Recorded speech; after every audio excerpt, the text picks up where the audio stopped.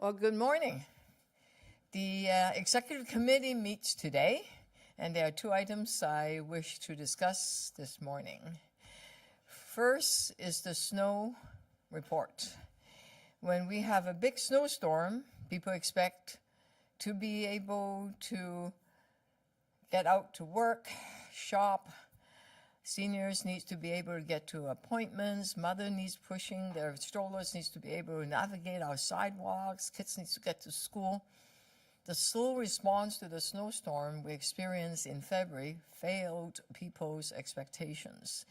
It failed my expectations, and it was unacceptable.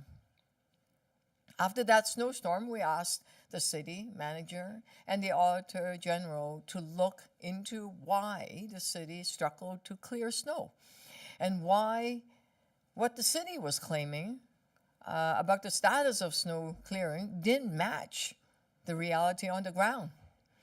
The Auditor General's report and the city manager's report found glaring issues that were not fixed over the years, despite 4 previous investigations into the city's snow removal processes.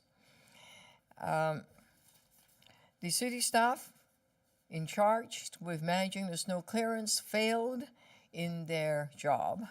They had no idea what was happening out in the field. The GPS maps were not updated. Reports coming back from the field inspections failed to document where they had inspected, when they did so. Some didn't even bother to sign the names on the reports. The snowplows broke down when we needed them most because the staff allowed privately contracted companies to use the wrong machines, despite the contract specifying which machines to use. Instead of buying the same equipment used successfully by Montreal, Ottawa, and Calgary, the city team purchased their own, and most of them broke down. Worst of all, the staff team received 29,000 calls for help through the 311, and they ignored 99.83% of them. They only replied to 51 requests for help. The city manager's report at Executive Committee today is the first step in offering some solutions. The report includes actions like more search capacity and faster snow removal. I will accept his recommendations as the first step to address this systemic failure. However, key recommendations from the previous Auditor General reports dating back to 2020 remain outstanding. Much more city action will be coming in the next few months. We must fix this failed culture of ignoring residents' basic needs. People need to get around during and after a snowfall. The second item on today's agenda that I want to highlight is the rapid TO plan for Dufferin and Bathurst. Those 2 streets carry over 75,000 people per day on buses and streetcars. FIFA World Cup will likely bring an estimated 300,000 visitors to our city. With that in mind, City Council decided to expedite the plans for dedicated transit lanes on these streets. I support rapid TO. I support more transit to get people moving. Congestion is a problem in the city, and already we are hiring 100 traffic agents and speeding up constructions, coordinating them, but nothing has as large an impact as better public transit. The better way to tackle congestion is making sure that there are reliable and faster TTC service, so more people take transit instead of driving. So let's move forward with the Dufferin and Bathurst lanes south of Bloor. This proposal has been around for 6 years, since 2019. It's time to take action instead of reviewing reports. And we can do better. That's why I want city staff to explore more options for improving transit services north of Bloor in time for the World Cup.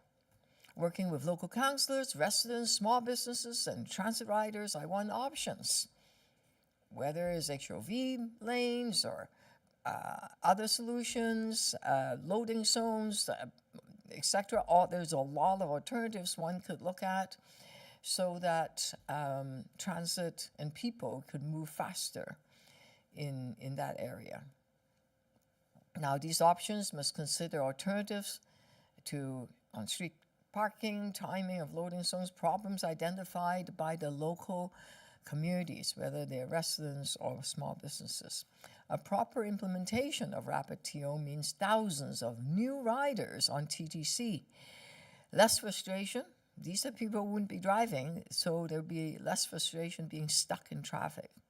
We know the economic cost of congestion is high, and that's why Toronto Region Board of Trade, the voice of businesses in the city, has expressed support for rapid TO.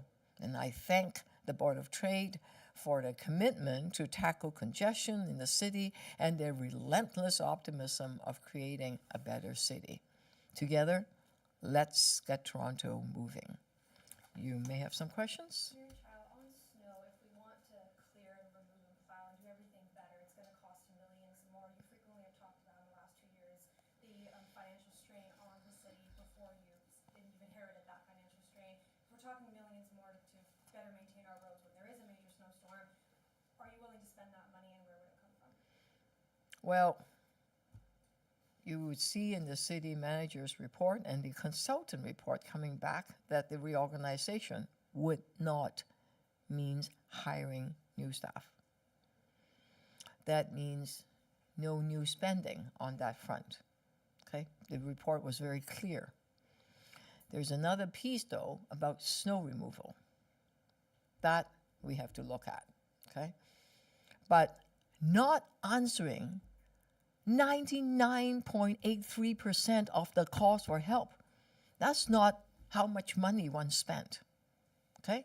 That is a systemic failure of ignoring the basic needs of trying to get out onto the street.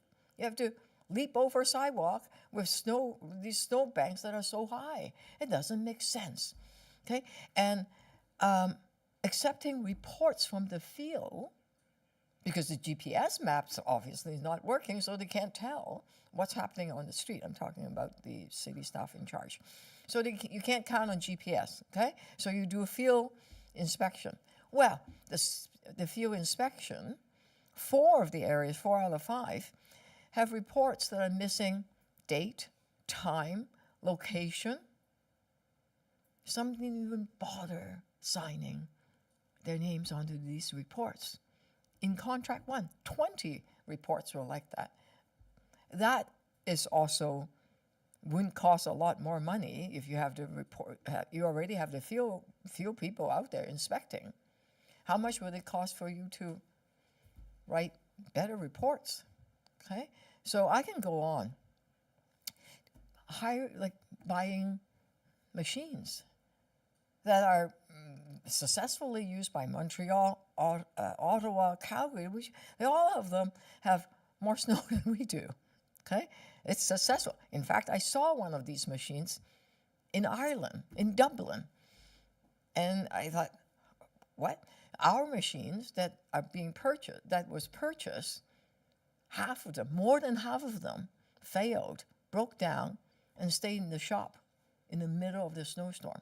Okay, so that's why a lot of the sidewalks were not proud. So really not mincing words about how you feel about your staff sort of work here. So were people fired or demoted in light of the snow events that took place or didn't take place in the city?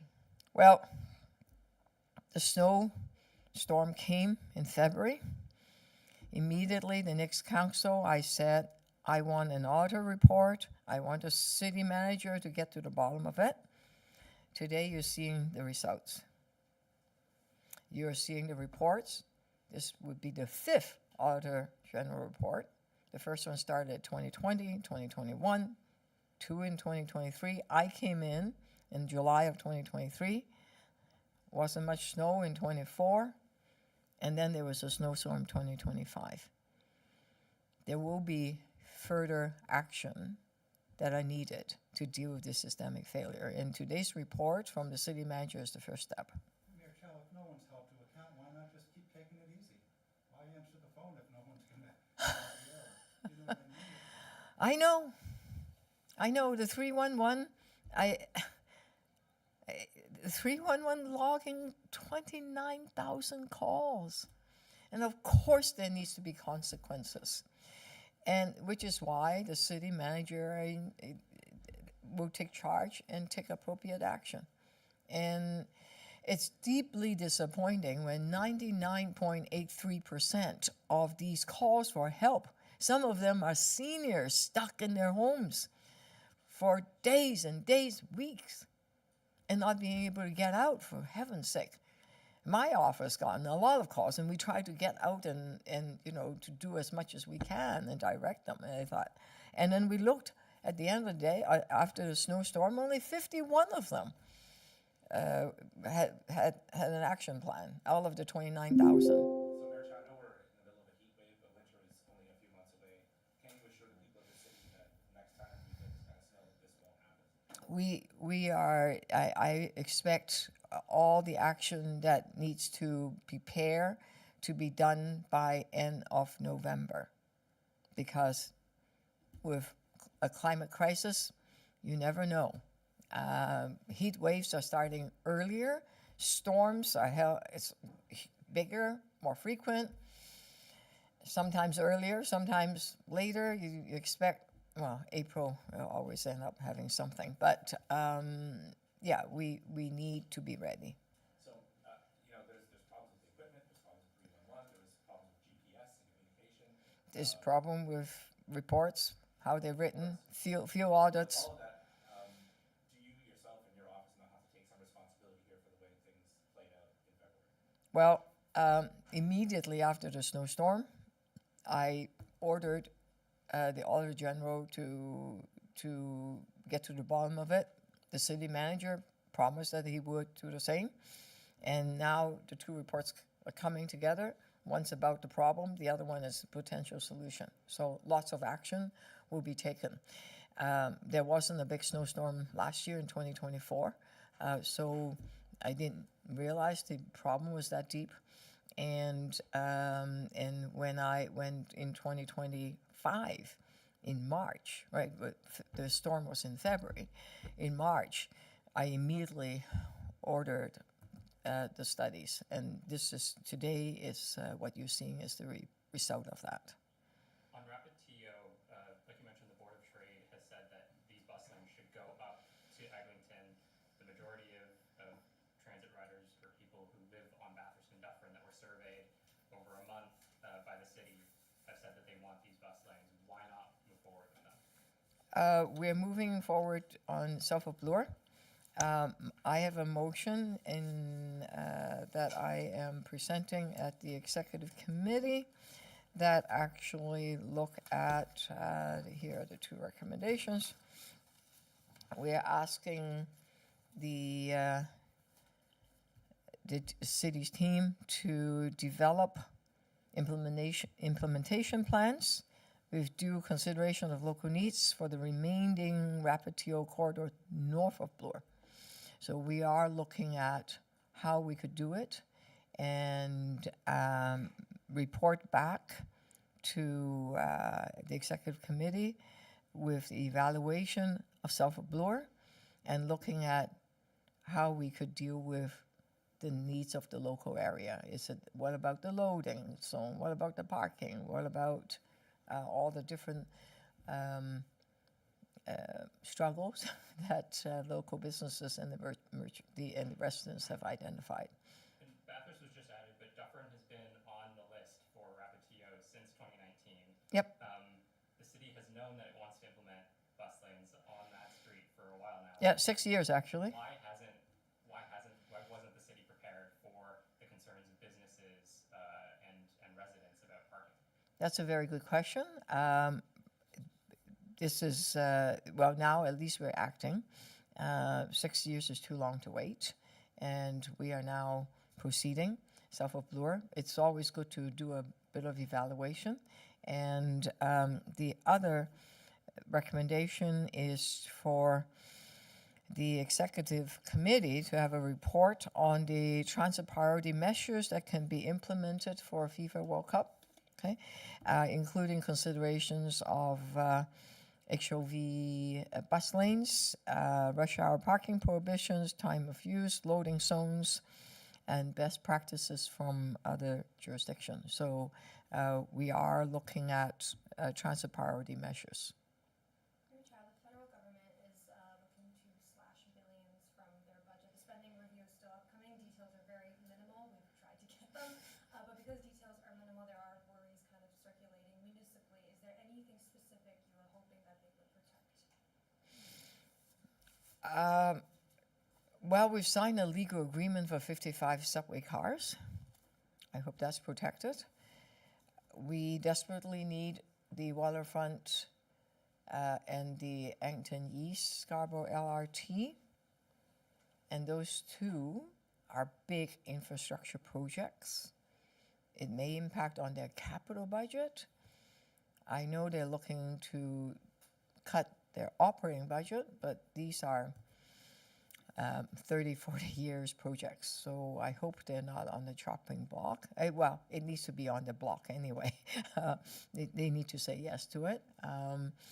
There are a lot of housing, minimum 25,000 units. The shuffle can hit the ground tomorrow if the federal and the provincial come and join the City of Toronto and help us exempt development charges so it is more affordable for home builders to build.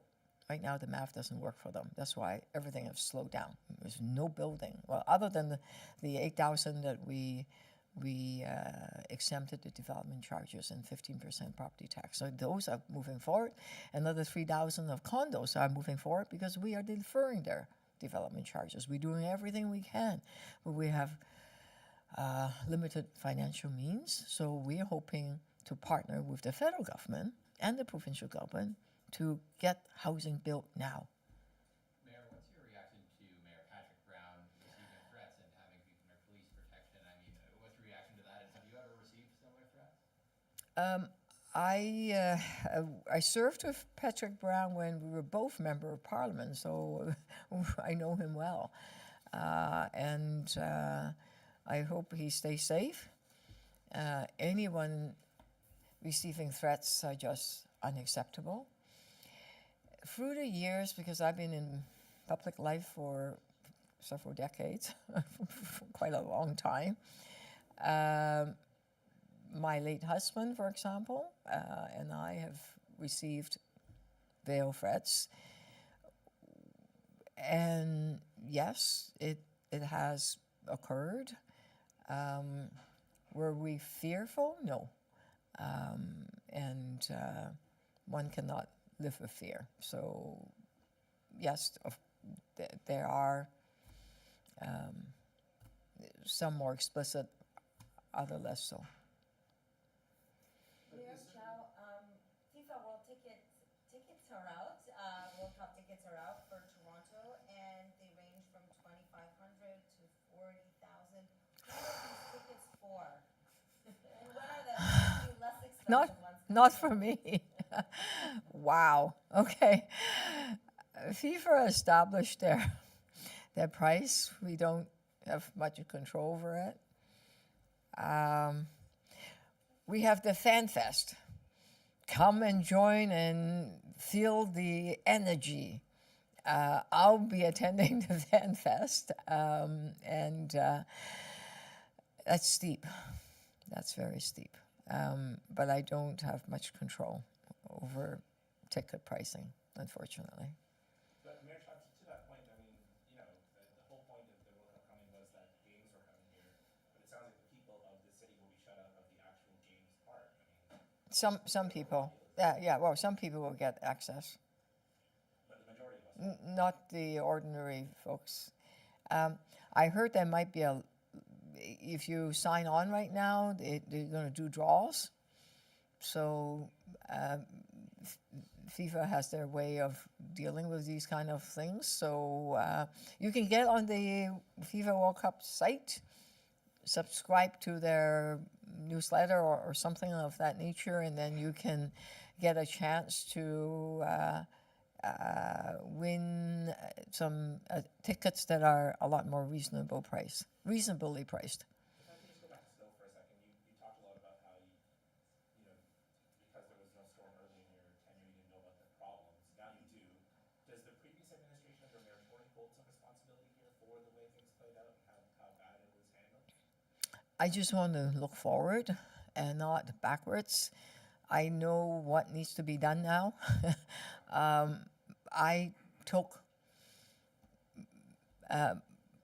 It took a long time to read through all the reports, which I did.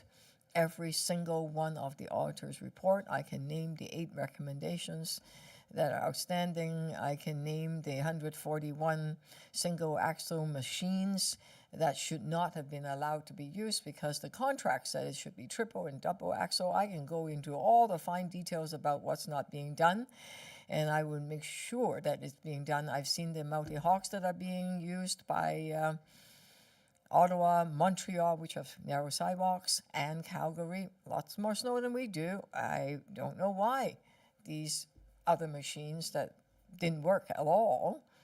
And I even spoke to the workers. They are the frontline workers. They said to me, Mayor Chow, I would have told you these machines not going to work. I thought, well, now you tell me, after the snowstorm. So there are lots to be fixed, and I know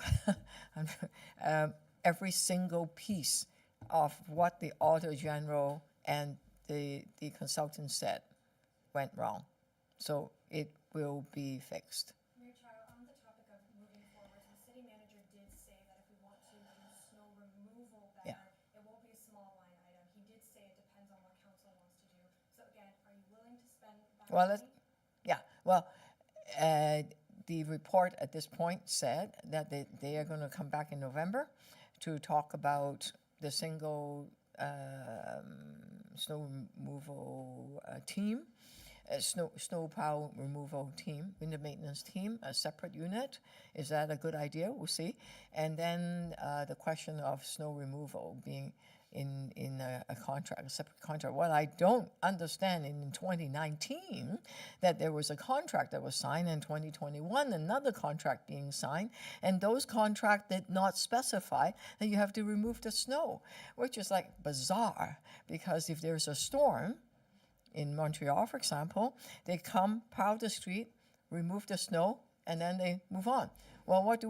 Well, in the city of Toronto, we plow the street, and then we leave the snow around, plow the street, leave the snow around, and then afterwards takes 2 or 3 weeks to remove the snow. That's like, so it's not even in the contract, which I don't understand.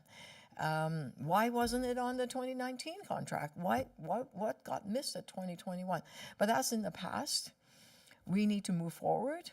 We need to look at best practices, and let's get it right. This is basic needs. Being able to get out of your house, to go shopping, to go to a doctor's appointment, to go to school, go to work is a basic need. Even if you are in a wheelchair or seniors or have a baby stroller. I think I better get to the executive committee. It's 3 minutes in. Thank you.